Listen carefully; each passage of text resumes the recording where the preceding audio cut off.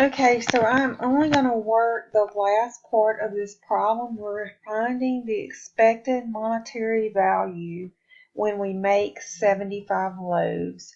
And we have the probabilities up here of for the demand. So we're making 75, but we're going to figure out the expected monetary value if we bake 75 loaves. So let me go into Paint here. So this is the way that I worked it to make it a little bit simpler. We know that profit for each loaf is 7, which is the sales price minus the cost to make it. So we know for every loaf we sell, we're going to make $5. And then if we have any loaves left over, each loaf costs $2. So if we have any left over, we're losing the cost of it. So let's say that we make 75 loaves. Okay? And we have 3 different scenarios here. Scenario 1 is, what if we make 75 loaves and the demand, we're expecting more people to come in, but it ends up that the demand is only 25 loaves. But we've already made 75 loaves. So let's figure out what we would make if the demand was 25. Well, we sold 25, and for each one we made a profit of $5. But if we sold 25 and we made 75, we have 50 left over. And those 50 we didn't sell, so each one of those loaves cost us $2.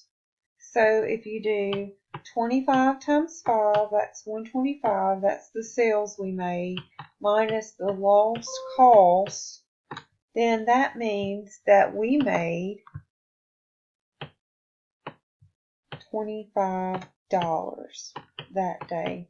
And what happened was we lost so much from the ones we made and didn't sell. All right, let's do the next scenario. Let's say that the demand is 50.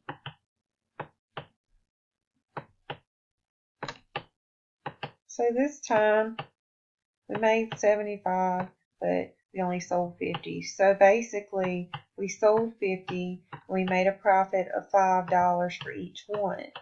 So if we sold 50 and we made 75, 75 minus the 50 would leave 25 that we did not sell. And each one of those 25 loaves cost us $2.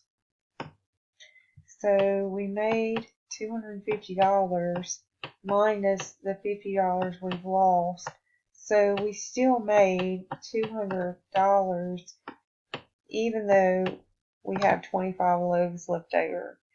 We made, let's go back here. Here we made 25, and then here we made 200.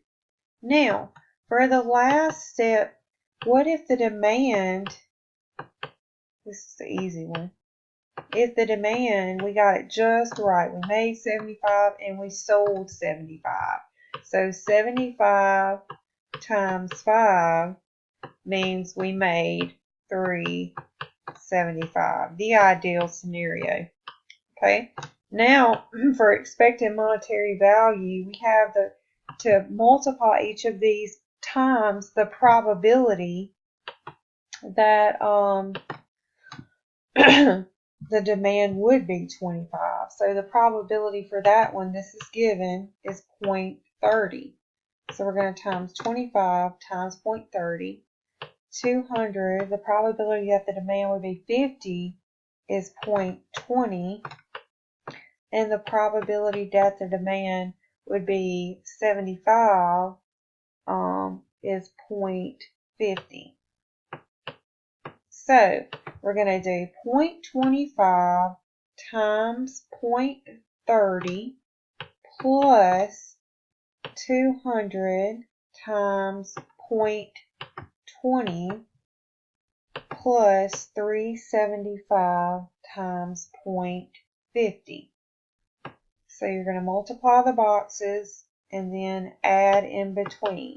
And once you add all of those up, the expected monetary value would be $235. So let's go back to our problem and check it. $235.